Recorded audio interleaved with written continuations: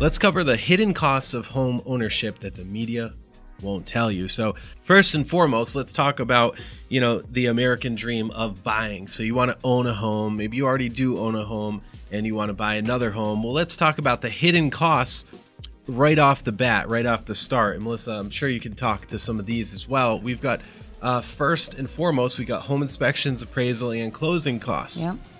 Now, the home inspections, you want to do mechanical, structural, and pest inspections. Absolutely want to do those. If the home is on septic and well, or if it's in an area where there could be radon, you're going to want to do all of those associated inspections as well. The total estimated home inspections cost could be $0 if you have a friend that's a contractor. Which may or may not be the best option anyway. I don't advise to do that, okay? Or they could go all the way up to $1,500 or so. Okay, now keep in mind that these costs that I'm giving you are pretty approximate, and they're based on your median home sale, about $250 or so here in Rhode Island. Okay, next we've got the appraisal costs. I've seen $450 to $600. And there's certainly, if there's something wrong with the property, people have to go out and reappraise, could be higher. Mm-hmm. Yeah, absolutely. If they have to go back, like if it's new construction, yep. If the property's not done yet and they have to go back, it could be higher. So title insurance, which we're going to be talking about in the second segment with Melissa, lender's title insurance, $600 to $800 around there. Owner's title insurance policy, $800 to $1,000. Attorney fee for preparation of documents could, on the buyer side, could be $900 to $1,200. Recording fees for the town, about $175.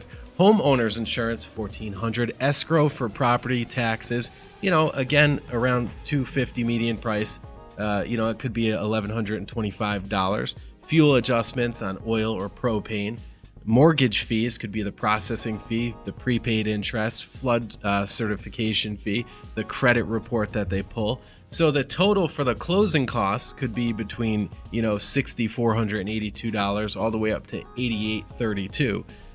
Now somebody's listening to that may say, oh, that seems a little bit high, but I want to give you a really good, conservative place to look at this, because they could be that high. It could cost you that. And some of the costs are approximate based on your sales price. So talking to a loan person to give you an estimate on your costs when you're thinking about buying, I think is really helpful, so that you know what part of that range you're going to fall into. Absolutely, Melissa. And they're going to give this all to you on 3 days before closing by federal law on the closing disclosure. Now, there's a few other items while you own the house. Let's talk about getting into the house.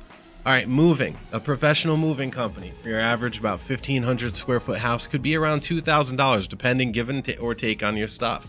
If you decide to go your own route and do the U-Haul truck, you're looking at maybe about $200, plus you got to get pizza and beer for everybody, another $75 depending. If your friends are drinkers, it might be $150 or so, and you might have to roll in a keg. And of course, then you got boxes, tape, packing supplies. You could be spending anywhere from $20 if you go to the package store and get some free boxes, right? All the way up to, $350 for like the U-Haul, like the wardrobe boxes, all those other boxes. And keep in mind, by the way, what they do, which is pretty cool, is you can return all the boxes that you don't use. So that's a pretty cool tip right there. Now, you could also spend money on a monthly storage unit, which could be about $0 to $200 or more, depending on the size. So the total for your moving is, between $300 and $2,500.